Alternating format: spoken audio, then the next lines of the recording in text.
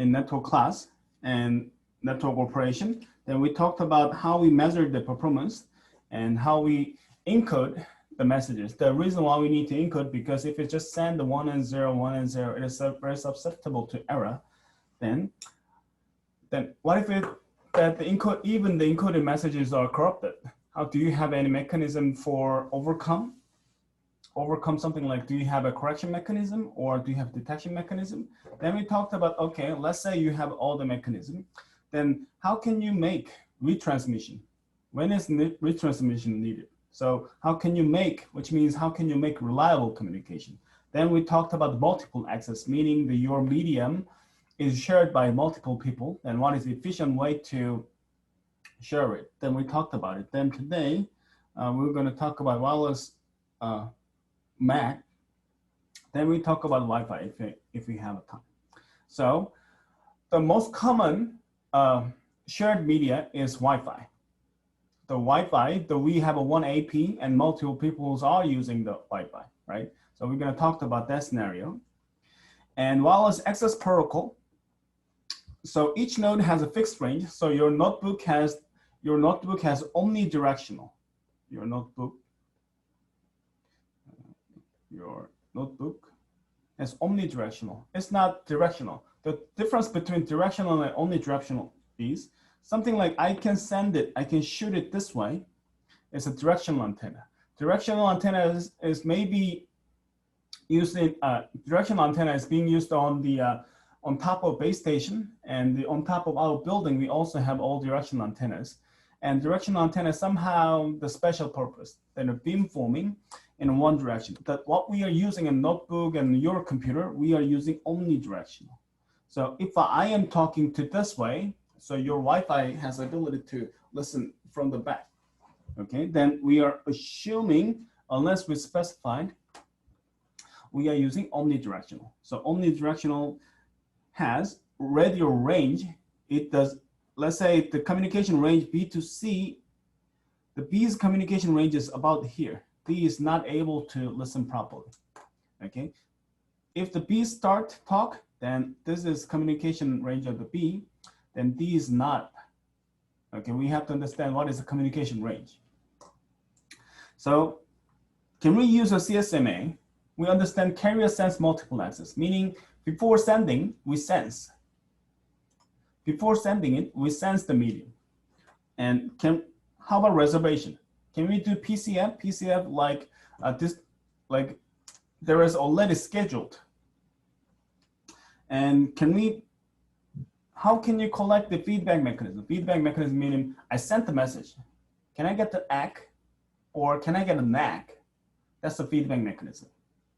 Okay, so there is a well-known communication problem. Say,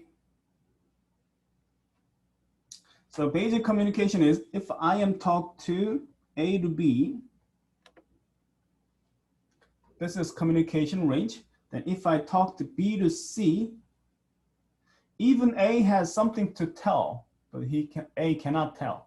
A cannot speak up, because if A start to talk again, it will hinder B's communication, right?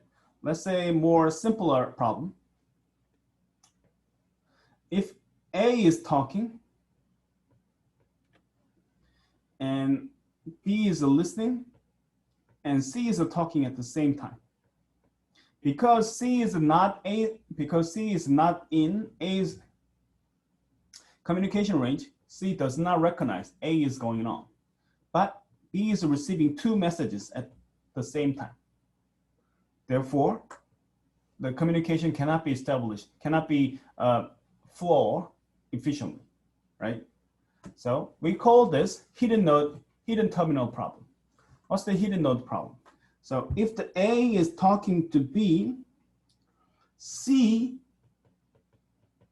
does not know A's communication. Why? Because the C is out of A's communication. Therefore, basic CSMA, carrier sense multiple access. Before I sense the medium, right? So C sends the medium. Oh, it turns out it's not busy. Then start to talk to D. What happened? Because we are using omnidirectional antenna, if I am talking to this direction, I'm also talking to this direction, all direction in here.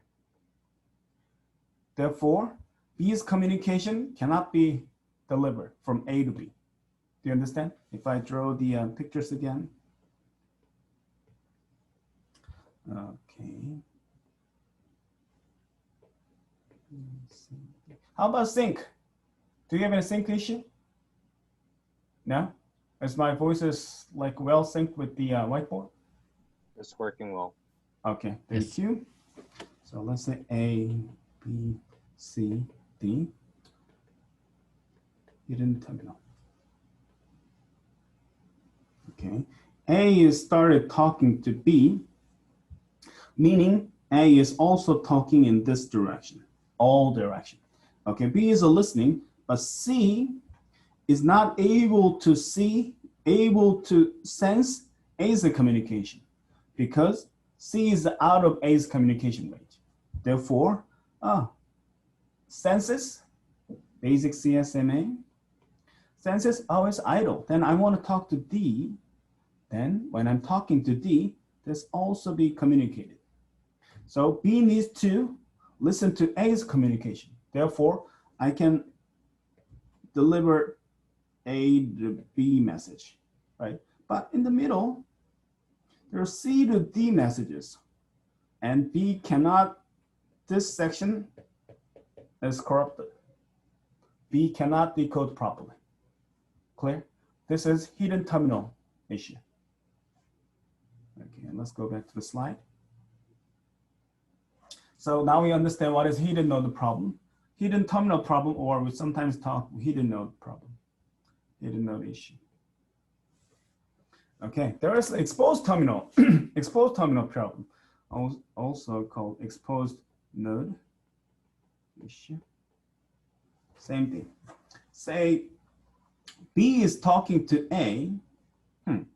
C also wants to talk to D. What happened? So if the B is start to talk to A, then B's communication set up like this. Then basic CSMA carrier sense this carrier before sending it. So C sends the channel. It turns out, I cannot send it because there is a communication. Then I cannot deliver to D. Okay, let's see this problem once again. So A, B, C, D. So B wants to send A at the same time C is receiving. So A's keep receiving message from B. Okay, and C has something to tell, something to talk to D, but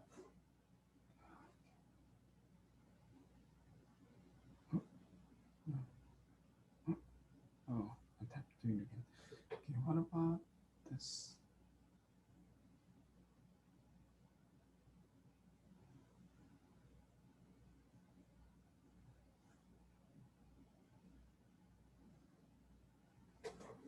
Yes, I think it's better.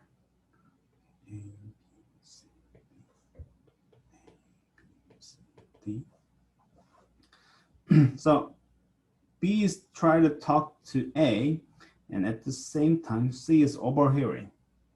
Okay, A has message 2 from B to A, is keep receiving messages. C has something to talk to D and want to deliver to D, but it senses channel is busy, therefore he cannot speak. What if he start to talk? When he start to talk, he can deliver message to D and even reach the B, but it is not able to reach A, right? Therefore, my messages to C to D is properly delivered, B to A is properly delivered. But we cannot do this. Why? We are using CSMA. Let's solve this issue. So, for example, A, B, C, D. In this case, B is start to talking A. B, I have messages to A, B to A, okay?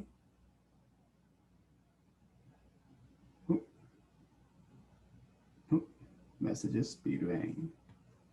And C want to talk to D. Hey, in the middle of something, I want to deliver to C to D. But it is prohibited. What if I send it? Not an issue. C to D is okay. We know it is okay, but we cannot do this because we have to follow the protocol. Clear? Then we call this exposed terminal problem. Okay, which means we cannot fully utilize the channel. Okay, so multiple access. So how to solve this? So now we talked about the two issues.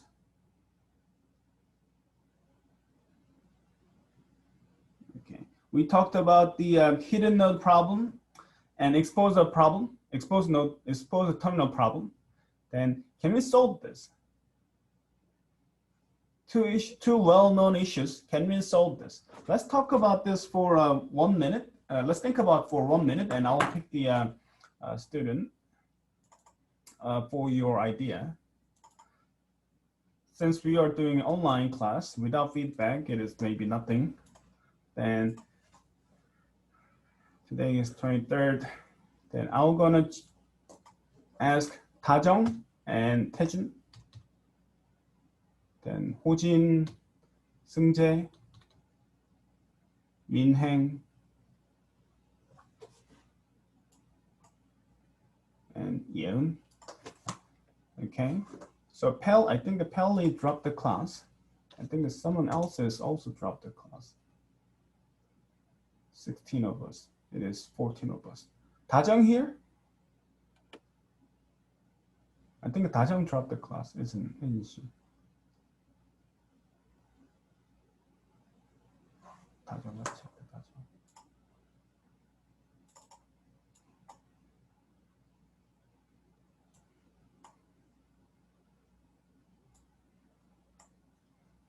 Two, three, four.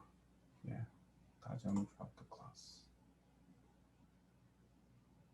Okay. Do you know what we are doing, right? So let's think about the issues and let's try to solve this.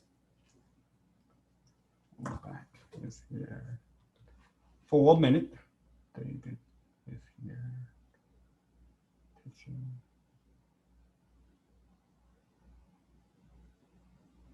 Teaching is missing today. J1 is here. Watching.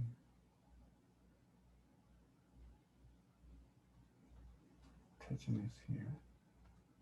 Watching. Watching is missing today. 승재, 강, 한식, 팀, 이행, 한인,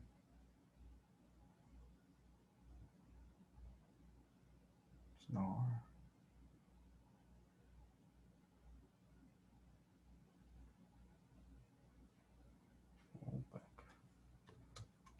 missing portion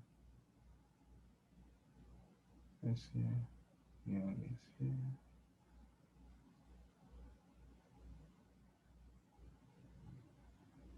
Toby is here. Okay, 12 of us. 16 of us. 12 of us. All right, ready? Let's start to talk from Taejun. Do you have any idea how to solve this?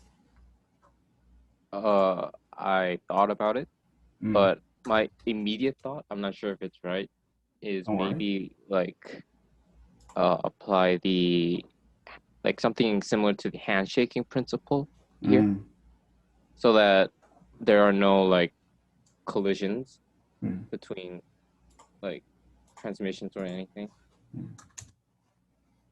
And handshake kind of things before you want to do some kind of descheduling. Yeah, something like that. That's what I thought of. Some kind of reservation before you do. Yeah, it was like reserve. Yeah. Okay, thank you. Good idea. And 승재? Kang? Yes, Professor. Yep. I think there's a problem for the station B. I guess because like B is sending, transmitting to A, and it also in the range of the transmission between C to D. So I think there should be a problem from there, I guess. Okay, so how to solve this? So your idea is the question.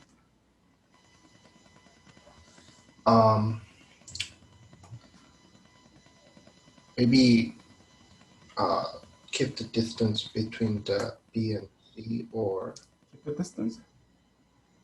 So distance is environment we cannot know. So environment is not known. Your configuration, we call it topology. Topology is configuration of the node, configuration of the terminal. That is not known. That's kind of random, right? We cannot estimate that. oh.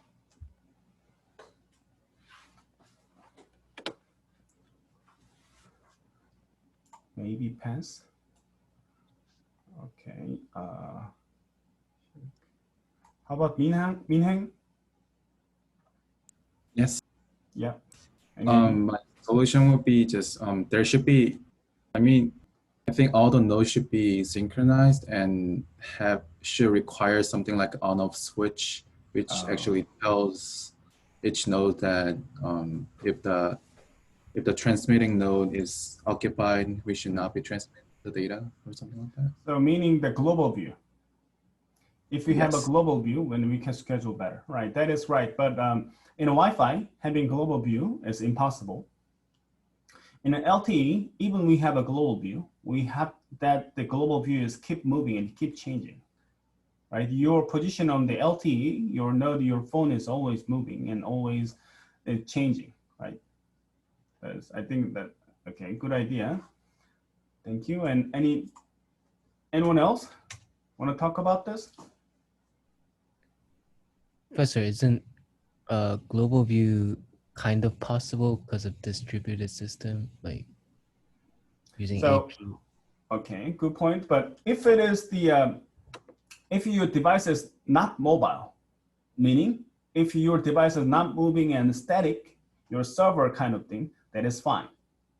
But the server has like infinite backhaul. Backhaul meaning your backbone network is 10G, 20G. Then you don't need to do that. You already have enough power. But we talked about the mobile device. We talked about wireless network. When we have to share the Wi-Fi, how can we manage this?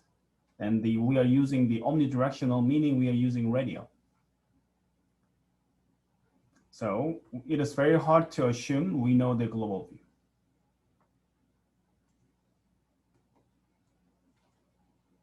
Is this satisfied? Is that your point? Oh yeah, I guess, yeah, you're right. Okay. Any idea? No? What if you know the global view?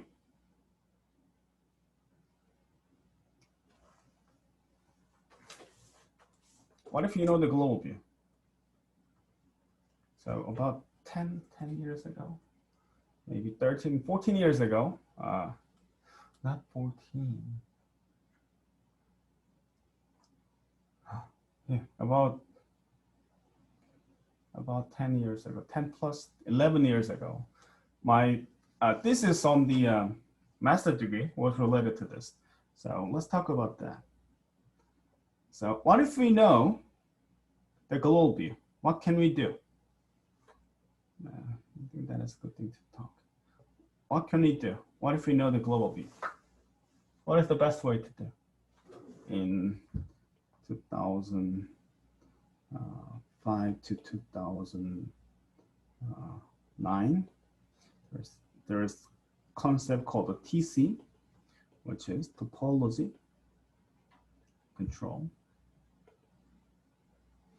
meaning assume you have a global view. Okay, the TC was my main topic in my master degree, and how we solve this. If we know something, if we have a clue, then even in very complex configuration of the node, then we know the XY position of the node. Then we make a link, virtual link. Even they are omnidirectional, we can set up the virtual link. Then mathematically we'll solve this. What if I transmit this? What's the impact of the others? What if the impact allows you to that? Then maybe new connection, something like this. Then overall, what's the maximum in a given time? What's the maximum throughput? How can you do this? What does it look like? What does this figure look like? Do you know the Kruskal? Kruskal algorithm in 373? Yeah, we talked about that, right? Do you know the Prim's algorithm? Prim's algorithm is finding the shortest path from A to B, right? Then the even multiple and the Kruskal meanings, I know the global view, then I can start to draw a link that I can maximize. Then from there, how can you solve this? How can you improve better? There are two approaches. One is power control. Power control meaning I intentionally make a communication range. Then power control, I minimize the power that I can communicate. Then the others are not hindered. And second thing is carrier sense threshold. Power control is a speaker side. Carrier sensitivity of your ear. So even this guy is talking to C. If my threshold is very high, then I can ignore A's communication because the A's communication range is stable like this. This decrease exponentially. Therefore, maybe I can listen to D to B, right? Because D to B is coming like this in this curve, about here. Then if my threshold is here, maybe I can hear. But if I increase my threshold to here, this point, I can ignore this guy. Then I can start to collect this guy, which means I can maintain my communication. There's two mechanisms, and none of them succeeded. And it is only ended up in the paper and the conference. Then do you know who's the winner? Who's the industry winner? So you now you understand the concept of the wireless network and what was the topic so far.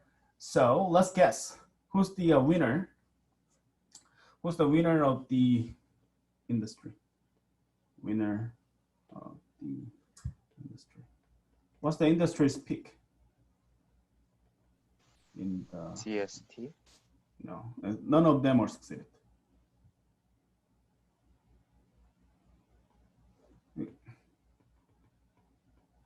What we use is a winner. Yeah. Yes. We are using the winners. Yes, we are using the winner today. Wi-Fi. So Wi-Fi, what technology? OFDM. Okay, OFDM is a winner, but let's talk about. Let me think about it. Okay. Faster communication to my higher data rate. This is achievable by the OFDM. 2 is MIMO.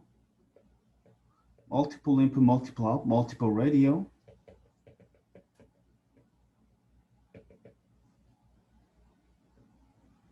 And what else? So these two are the winner of the industry. Meaning, if you go back to here, even you have this, even you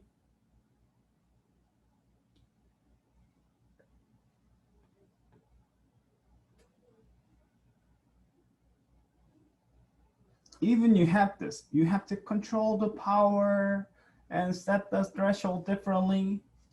You know what? What if I talk very fast? I don't really care. When I talk, everybody's silent. With the reliable communication, I talk too fast. Okay, I'm using most of it. Then I don't need to do retrial, and I'm just talking fast. That's the main mechanism. Or what if I'm using different channel, different antenna, multiple antenna? Okay, that also improves the data speed. That's the winner.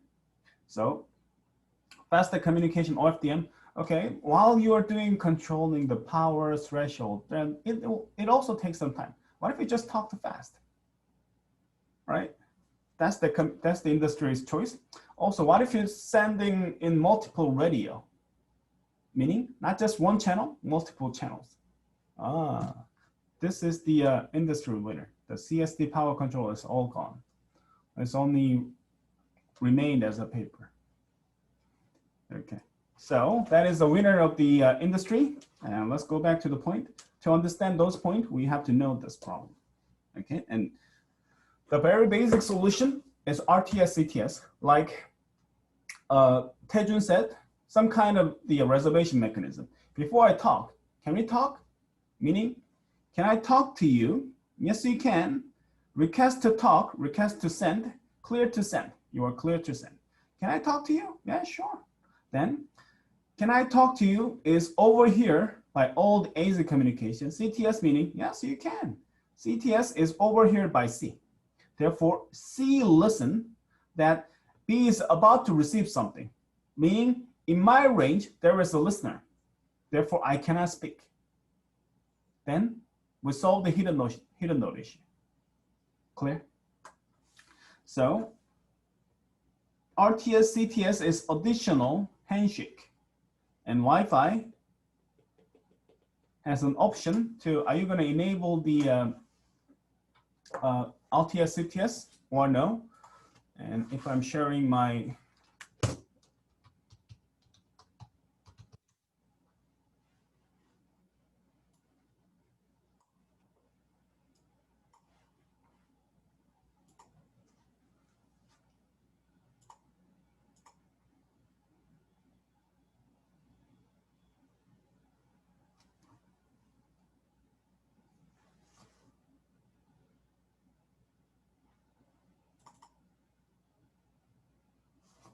access wrong password.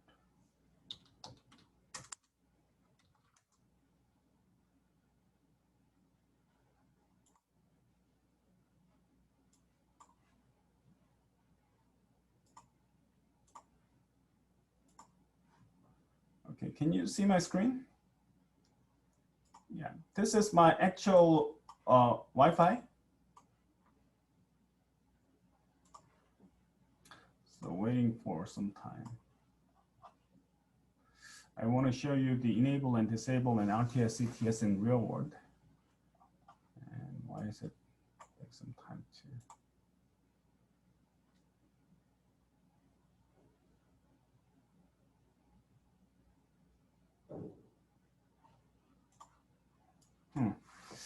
Okay, so what I try to say is your Wi-Fi, if you access to your Wi-Fi, that you can set, are you going to enable RTS CTS? What's the advantage of it if you enable this?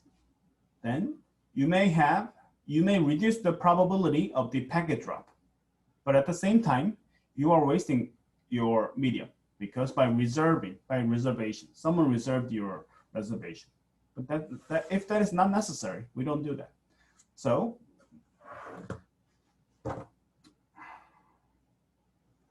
1 second.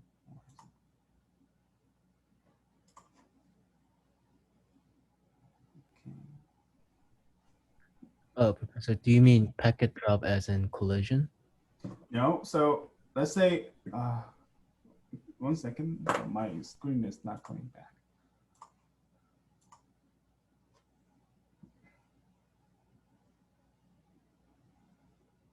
Okay, screen mirroring, choose this.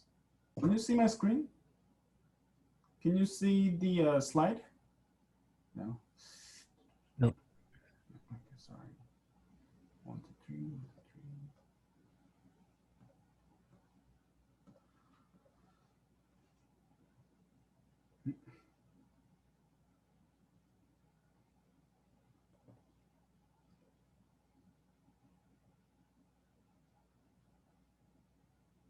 Okay, now we come back. So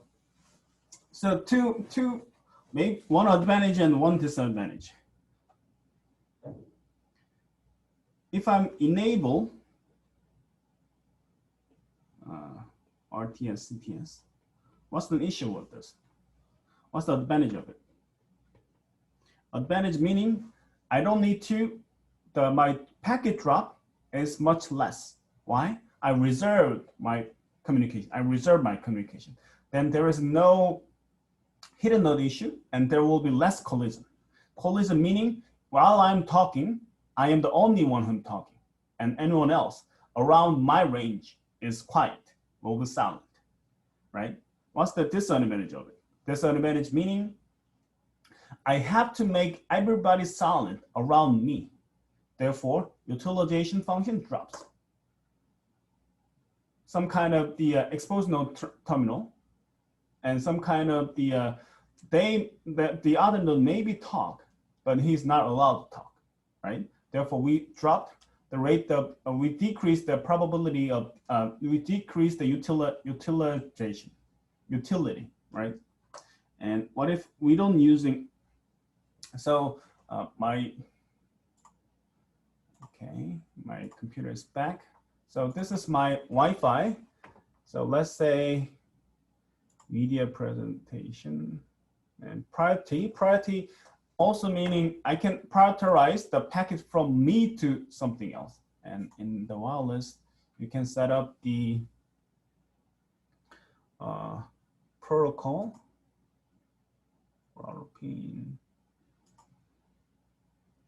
Okay, so there was some password, so I can show you that. So in the you can check, you can enable or disable the RTS CTS in the given Wi-Fi environment.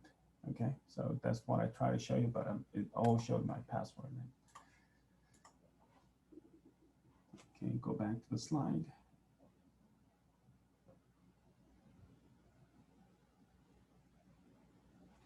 Okay, so now we understand by having an RTS CTS, we can solve hidden node problem. And how about the exposed terminal? So exposed terminal is, can I send it to you? Yes, you can. Then C is received RTS, but does not receive a CTS, meaning I'm in somehow in the range. But can I talk to you? I can send this, right? And D is sending. Okay, the communication is establishable, but it's not perfect. I'm going to review as why it's not perfect in detail. So RTS CTS issue, RTS CTS solve the hidden node issue, but it's not perfectly solved the exposed node problem. Okay, so why? If I differentiate an RTS CTS, I can solve it somehow, but the somehow has the leakage point. Then I'm going to cover why it's not. So RTS CTS is a solution for the hidden node, but it's not a perfect solution for the exposed node problem. So let's see the detail. So DCF is distributed coordination function. Sender, before I talk, I sense the channel. So we are basically use carrier sense before I talk, right? Sense the channel for DIFS time. DIFS time is distributed interframe spacing. This period is given. So we have to wait for this amount of time. And we have to sense at least this amount of time to be a protocol more reliable, right? If the channel is busy, so I'm waiting more time, sense this channel for DIFS. For the DIFS, it is idle, then I can send. If not, I'm back off, then I start the DIFS again. If it's busy again, I do back up, then I do DIFS again. Let's say I'm okay to send, okay, then I can send the RTS. Send the RTS with the knob. Knob meaning whoever received the knob, hey, this is knob message for RTS. Knob is network allocation vector. Hey, I'm reserving this channel. Then whoever listened, the RTS should be silent, right? The receiver acknowledged by a CTS for after SIFS, then CTS is sent. Therefore, whoever listened to the CTS is good enough.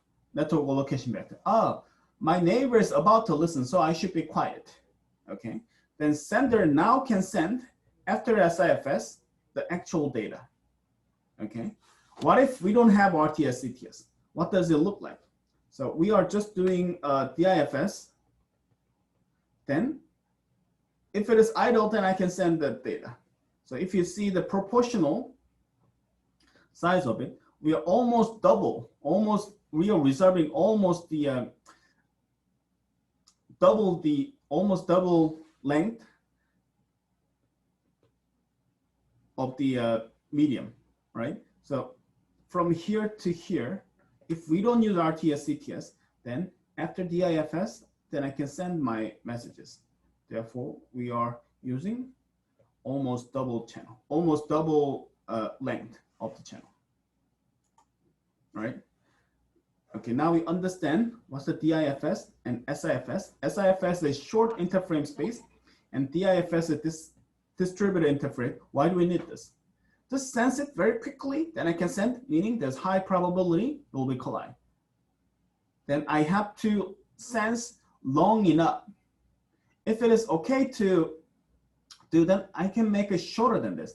Okay, I estimate, okay, everybody's quiet, then I can wait for a shorter time, then I can send. Then we have two different SIFS. If your channel is not reserved, then I have to do DIFS.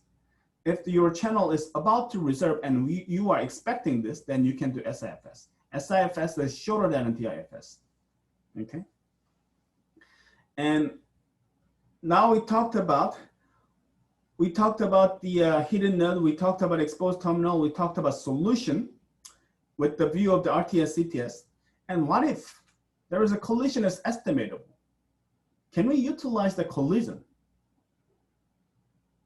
Okay, that is a jig-jag comes out. Jig-jag, I think a jig-jag is the paper of the CCOM 2008. The CCOM is the best conferences where a human can write. Okay, so we have Alice and Bob. In the middle, there is AP. What if A and B talk to the same time? It is collision, because A is only able to listen one packet at a time. Okay, then hidden node problem. We know the hidden node problem. We know what we're talking about, right? Let's say Alice and Bob doesn't know each other because they are out of their range by the some building block. And in the middle, there is AP. And Alice Bob senses channel and knows there is no communication, then they are sending it, which means collision. Then what they're gonna do? Retransmit, collision again, more collision. That's not good. Can't get any useful communication. Then how can you solve this possible cases? So let's say two collided messages. So because we did one retransmission, one communication, one first trial and second trial, they all collided, okay? Because we have random backup mechanism, the overlap time in here and overlap time in here is different. It's very hard to synchronize it. So it is usually, and it must be different. So then it looked like this. Packet from Alice, packet from Bob, packet from Alice, packet from Bob. This is my first trial. This is my second trial. To the AP, right? Then about to here, I think I can use it. About to here, I can use it. Here to here, I can use it. Here to here, I can use it. But in the middle, no. What if we can use this? How? You know what? If we can synchronize this one to this one, then rate of this can also be applied to this. Then we can sequentially recover those. That is basic zigzag mechanism. So zigzag is exploit the 802.11 behavior, which is retransmission, and same packets are collided again because we have a retransmission mechanism. So now we understand two collided packets, packet from Alice, packet from Bob, packet from Alice, packet from Bob. My first trial and second trial on the AP, right? So sender uses random jitter. Therefore, this delta is always different. It is guaranteed always different. So collision start with the interference-free bits. Oh, we are interference-free bits. We are interference-free bits. Oh, you know what? In the tail, interference-free. Oh, at the tail, interference-free.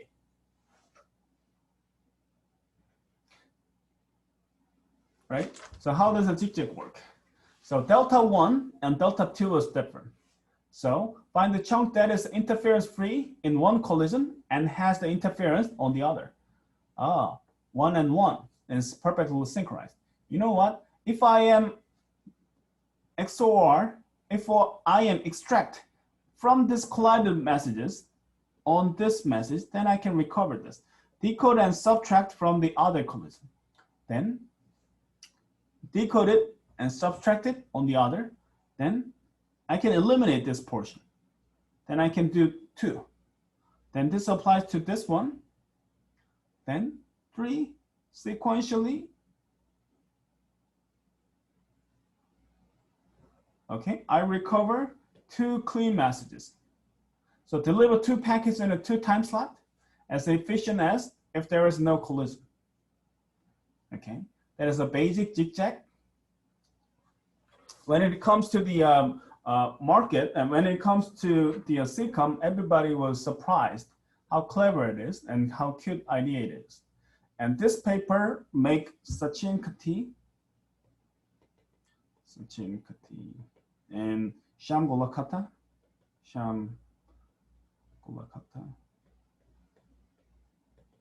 And this is the group, research group of Dina Katabi. And she is a professor and they are the 2 students. Sachin Kati become a professor in Stanford and Sham Golakata become a professor in University of Washington because of this paper, okay?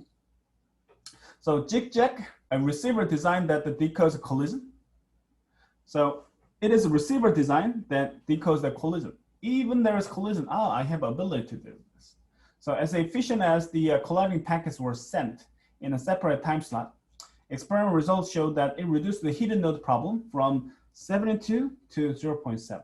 Wow, right? That's about 100 times better. So I actually implemented this zigzag and it has some drawback. Then I'm gonna discuss about the drawback. But how can you measure? How can AP knows it's collided or not? Okay, how does AP knows it is collision and where the second packet start? This is what AP sees initially, right? Then it is actually look like this, but how can the AP knows? So AP received the collided signal. So detecting collision with and the value of delta, how can you collect? How can you calculate the value of delta precisely? So packets start with the non-preamble. So whenever we talk, every wireless communication comes with the preamble. Preamble, why? What is preamble? Preamble meaning, hey, I'm about to send, this is my pattern. Your patterns start to be synchronized, shared before. Therefore, if I am receiving this pattern, this is Wi-Fi signal. This is Wi-Fi 802.11b signal, A signal, Wi-Fi 2 signal, Wi-Fi 3 signal. There's always preamble, okay? So there has to be a head of the header. Therefore, correlates non-preamble with the signal, then correlates over the collided signal, then I can see, in the correlation on my preamble, there's high correlation and high correlation. Why? Because the preamble is known ahead, okay? Therefore, delta T is calculatable. Now I have the delta T. Now I have the collided packet. Then now I know where is the intact, and I can start to decode. Okay. Then it can end up with full decoding. Okay. So preamble correlation is detect collision and the value of delta and works despite interference because correlation with the independent signal is 0. Okay, so in here, I can see clean signal. And based on that clean signal, you know what? This is my preamble. Oh, by knowing this, I can decode this portion. Then I can decode sequentially, step by step, because I have 2 collided packets. Okay. Do you see what I've done with the jig-jag? Any comment? Everybody clear about the jig-jag? So let's say why we are not using jig-jag these days. If it is so successful, and if it is so promising, it is like 10 years ago, 10 plus years, why we are not using a jig-jag? Okay, let's see.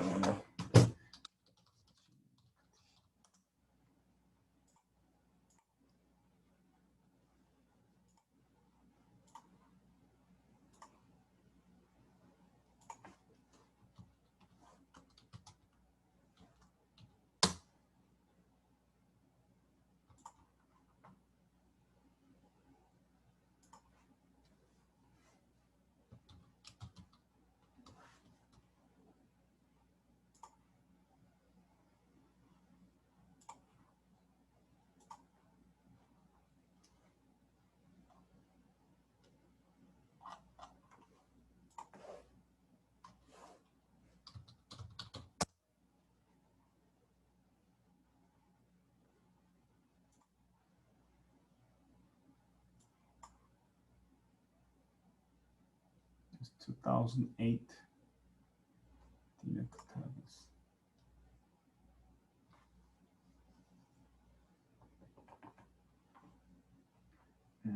Page not found. Sham.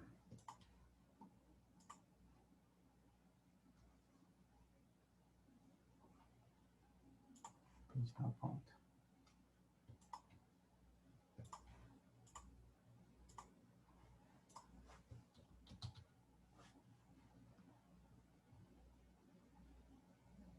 So it received the best paper award with the from the SIGCOM and a jig-jag, and I shared, I referenced this slide, and there's embracing wireless interference and analog network coding is Sachin Katti, Shyam Golakata, and Dina Katav. Dina Katav is professor in MIT. Sachin Katti is now the professor at the Stanford, and Shyam Golakata is a professor in University of Washington. So this is how you become the top researchers. Okay, so what do I wanted to show you?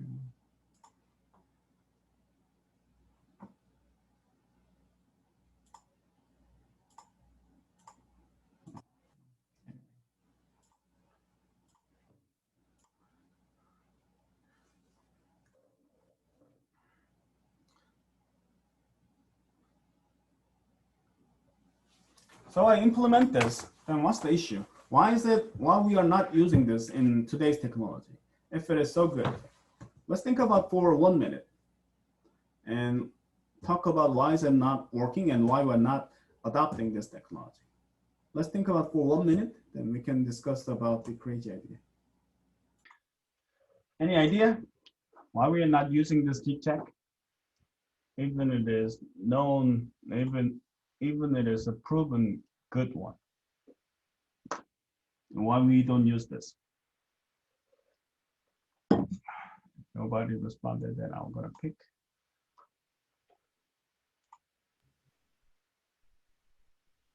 Professor, is it because it requires 2 consecutive collisions? 2 consecutive collisions. Okay, Two consecutive collision is very common. Because of Wi-Fi. Because I talk, then I do retransmission. We're learning people, right? We do the retransmission periodically. The collision is very common. Wouldn't it be simpler if one collision happens, you wait like a random amount of time and send packets again? So the different backup time. Mm. Okay, great point. Okay, let's assume we are following their scenario. Even we're strictly following the scenario. So who's the winner? What's the most common? I think it's-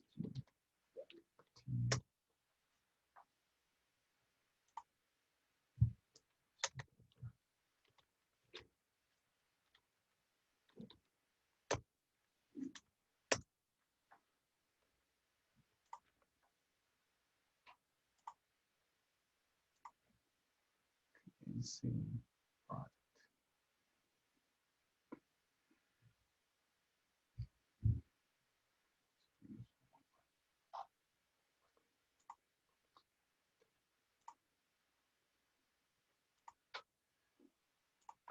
Who's the biggest telecommunication company in Europe? Who sponsored the F1?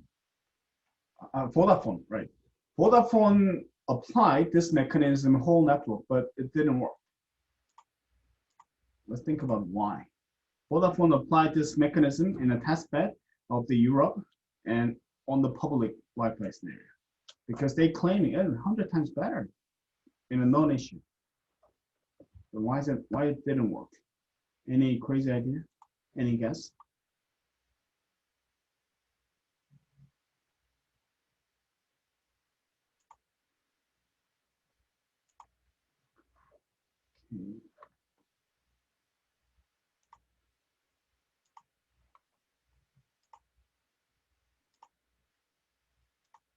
Oh. Is it Hojin came today? Oh, Hojin is here. Sorry. Hojin, you want to say something about this issue? And after that, maybe I'll ask Seungjae. Then maybe I'll talk about the, maybe I'll ask Yeun. Then Hojin, any idea on this? No? Not sure. I'm Any guess? No, this just crazy idea is acceptable. Seungjae? I'm not sure about. Yeun? No? Okay, Sorry, I'm not sure. Okay, don't worry. So we implemented this. So when I was in Microsoft research, my job is to implement the paper. Then that was my job in the with the SDR, software radio. Then it turns out every radio has AGC. What's the AGC? Auto adaptive gain control. So we understand what is a quantizer. Quantizer meaning the signal is here. Then I do a quantize based on your ADC's resolution. Let's say it's usually 10 bit. Oh, this signal, this signal, this signal, this signal, right? With the 10 bit, that is adaptable, right? So AGC, what the AGC does, every receiver, every RF has AGC. So what the AGC does, in a given environment, check the minimum and check the maximum, then apply. Professor, Yep. I think the sync is not okay. Sync is not okay.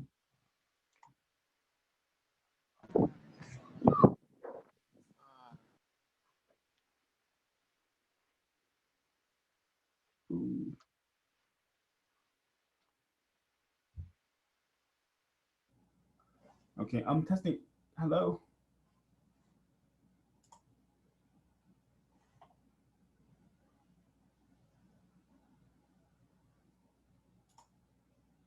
Sound is off. Gonna log in again. Oh, okay. Don't worry about that. I think it seemed fine for me. Fine. So let me check. Fine. Hello. Can you check it again? How fast it Yeah. is? It's fine. Can you try it again? Okay, hello? Yeah, I think sync is fine for me. Okay, all right. So I think that if your sync is an issue, then you can replay the video. So I'm always updating the video, but I'm updating the video every Wednesday. Okay, all right. So you should hope that is fine. So every RF radio frequency front end, we always says RF front end, has an AGC. What's the advantage of it? If we don't have AGC, we fixed the starting point and max point. Even your signal is here. AGC, your quantize applied in here, meaning this signal and this signal is not differentiated. Therefore, your communication is not well received. So to achieve 1 kilometer, 2 kilometer communication, we have to have AGC. So find in a given, let's say I just receive it, rather than I have a fixed range quantizer, I do always have auto gain control, meaning in a given bin, I find the minimum value, I find the maximum value, and from there I do quantizer. Because this quantizer is fixed device, in what we are using in the Wi-Fi is usually 8-bit to 10-bit. If we want to use a 12-bit, it is so expensive you cannot afford to it. Like we are using an iPad or iPhone to listen to the music, but some music enthusiasts using different kind of things. They call the DAC, or something like the very expensive music play devices. That comes with the 12-bit, 14-bit, something like this. The common thing, we are using 10-bit. So what's the issue? Why is it related to these zigzag? Say, signal is overlapped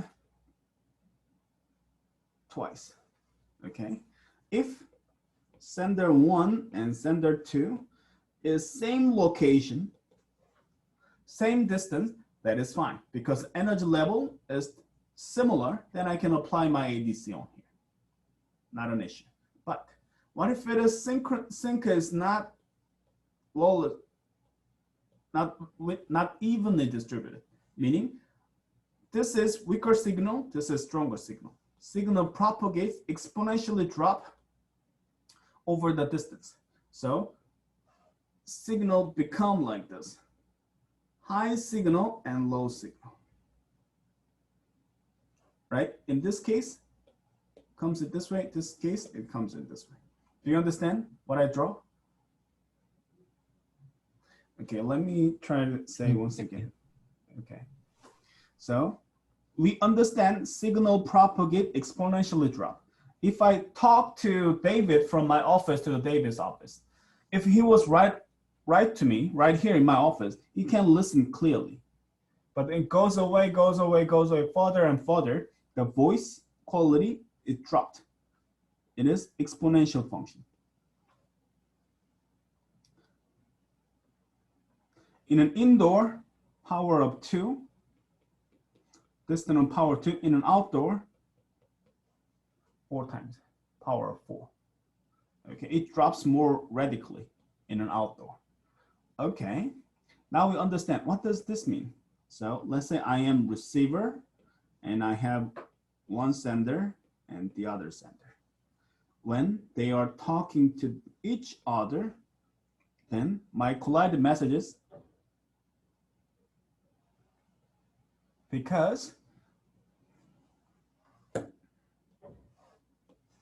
signal here and signal here, 2 overlapped in the air, then they are evenly distributable, evenly distributed. Therefore, even if I applied ADC, I can decode somehow properly. Okay, I see this working. What if? Very common case. The even distribution is very rare.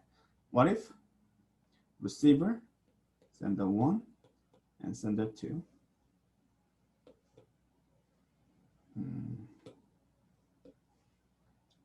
Sender 1 and sender 2.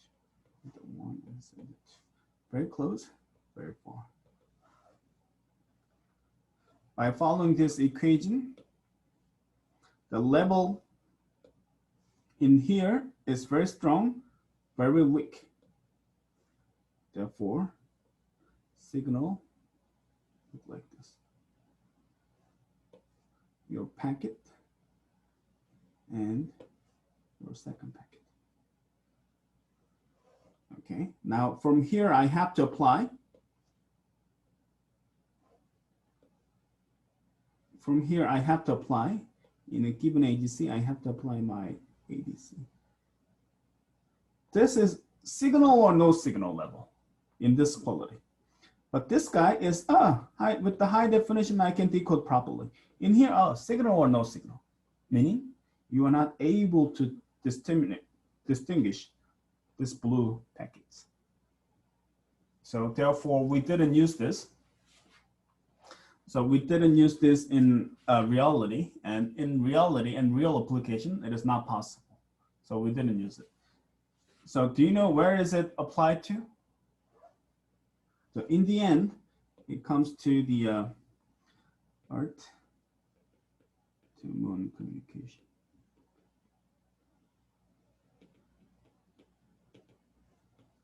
So we learned this. We are the first one. Zigzag has a fault. Then we wrote the patent, and based on this technology, and how can you make the Earth and Moon communication more efficiently? So that I have the US patent on the Earth and Moon communication. How does it work? So where can you set this environment properly? What if it is very strong signal and changes are very small? Then there is Moon, there's Earth. I have to establish communication. I have multiple points. 2 points are very similar in the view of the Moon. Even I have two different sender. It's very similar. Therefore, there is a satellite in the middle. They're receiving collided signal, then send again, something like this. Then why is this important? Because the one communication from Earth to satellite, Earth to somewhere space shuttle is so expensive. We have to save it every communication, and we have to recover everything we can do. Okay, then the collision is also explored. Okay. That is where this technology is being used today, but it's not in common and not around us. Okay, back to the slide. Okay, so now we understand. We started from the hidden node issue. We talked about the exposure issue and how to solve it. Hey, how about RTS, CTS? You know what? Do you have a more advanced one? What if it is collision? What if it is characteristic of the collision? Then, we can explore it, this pattern. You know what? This is not practical because we discussed the issue. And how can you solve this better? Do you have solution for this? Better idea? Okay. There is multiple channel approaches. Multiple channel is like when I'm sending RTS, hey, I have available channel 1257. Okay. Then CTS is choosing the real receiver choose. Hey, I think channel 1 is best for me. Okay, let's start in the channel 1. Then A is open channel 1 and start to communicate. C, just over here, ACK was communicate on channel 1. And therefore, C has to exclude the channel 1. When I want to talk to D, hey,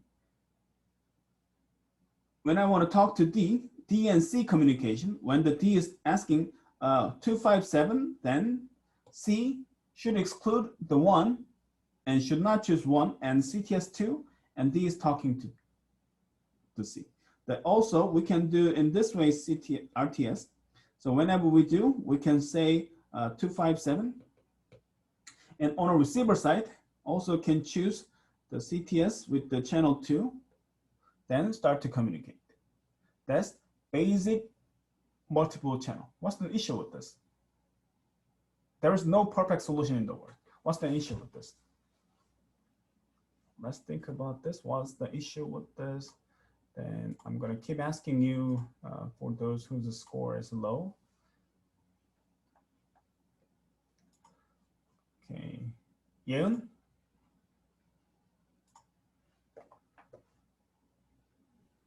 Yes. Yeah, so any idea? What's the issue with this? It looked like perfect, right? Let's think about the issue. Why we are not using this. We are somehow using this these days, but we are not strictly using this. Any comment about this? Guess why we are not using this?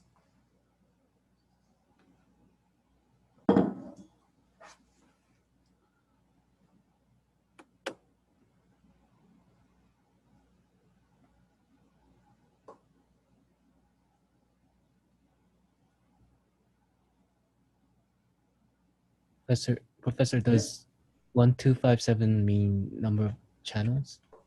So in a Wi-Fi, I have channel 1 to 11. Okay. So in the view of the channel B, 1257 is good channel.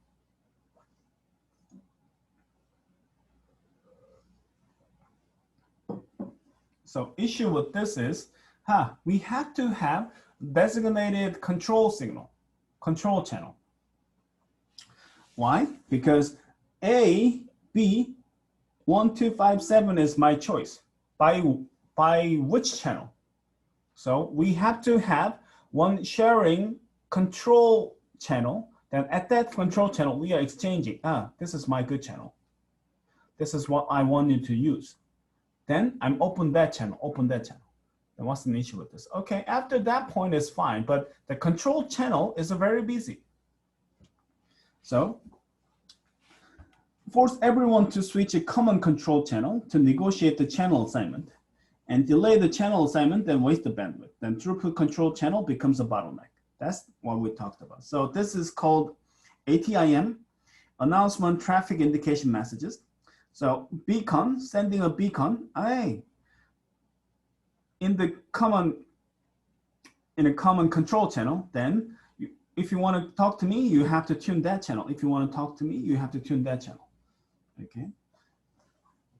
So we talked about the problem and solution and drawback and solution drawback. You know what we are using today? We are using the very basic Wi-Fi, just CSMACA. Carrier sense multiple access collision avoidance. We don't do collision detection. We don't do RTS-CTS. We don't do jig-jack. We don't do multi-channel. Why we don't do multi-channel? Because when the Wi-Fi is set up, their channel is fixed. If the channel of the Wi-Fi start to jump around, then the whole channel will be wasted because they will just be greedy. They will just looking for the best channel in a given environment. That changes also impact the others. So we strictly tune that Wi-Fi AP cannot change dynamically. If you set up, you have to be maintained at least 6 hours and regulated to 24 hours. So the AP is a given, but you can advertise periodically. This is my channel, my channel, my channel. Okay, then even we have some reservation mechanism. Reservation mechanism is not fitting to the contention based. Someone reserve, but by reserving it, you're wasting the utility of the function, utility of the medium. Okay, so this is the how we evolved in the view of the Wi-Fi and how we're using this. Okay, so eventual winner of this one is multiple antenna. We call the MIMO, multiple input, multiple output, and the OFDM, the sub-channeling mechanism. Okay, so this is the story of the Wi-Fi. Then next week, I'm going to talk about the a little more detail of the Wi-Fi. Then I'm continuing the lectures. So one thing I want to share is I purchased the devices for the CSE310. Then I want to So I think I have all the SDR on the market. Best SDR on the market. I think I have everything.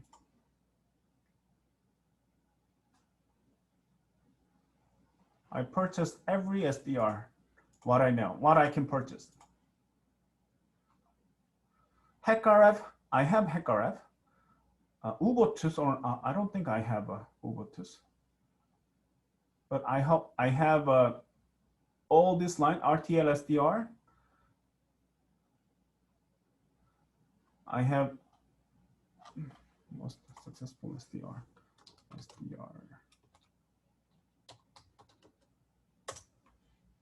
So I want you to have experience on the SDR. So I purchased enough number of the SDR for the final project on the 310. So I'm going to use a Pluto SDR for the CSE310. Why Pluto? Pluto SDR is designed for the education.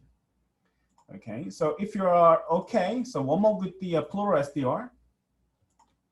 And the final goal, I will write the final guideline for the final project, but I want to have your Wi-Fi will be the receiver, and we're gonna make the Wi-Fi signal generator. Then your notebook can decode properly. And there is many examples on the Pluto, and in a given Pluto environment, and you're gonna add one function on a given Pluto SDR. So best way for practicing it. Build a team. I'm gonna allow you 2-3 members, then rent the Pluto SDR from me, then you can start playing with it. Okay, then if you're getting familiar while you're doing it, then I'm gonna give you the final project guideline. And team up with the someone who can trust and someone who can communicate more like easily. Then you can check one device, then you can start playing with the Pluto, then you'll be very familiar. So after the after 310, your confidence level on the network jump after using an SDR. Okay, I used the SDR for longer than 10 years, and I think it is very practical. And these days, the Pluto SDR, I think Pluto SDR is the best fit for our class because we are a small class. And 2-3 team, then I have enough SDR for this. Then everybody has the same SDR. And if you want to do something different, then I can check you out the better SDR, which is more expensive. Pluto SDR is about $100 to $200, but I also have $10,000 to $20,000 SDR. Okay, based on your request, I may lend you the SDR to test more advanced project. Okay, so the keyword is Pluto SDR, and start playing with it and build up your team. Okay, so I'm gonna post it about the final project, maybe end of this week or maybe early next week. I'm stuck with the other things these days, so I'm gonna announce it properly, and this is the keyword. So I talked to my TA and my student, and he also agreed to my idea. The student need to have some real hands-on experience, which is Pluto SDR. All right, thank you. Any comment about today's class or anything else? Nope.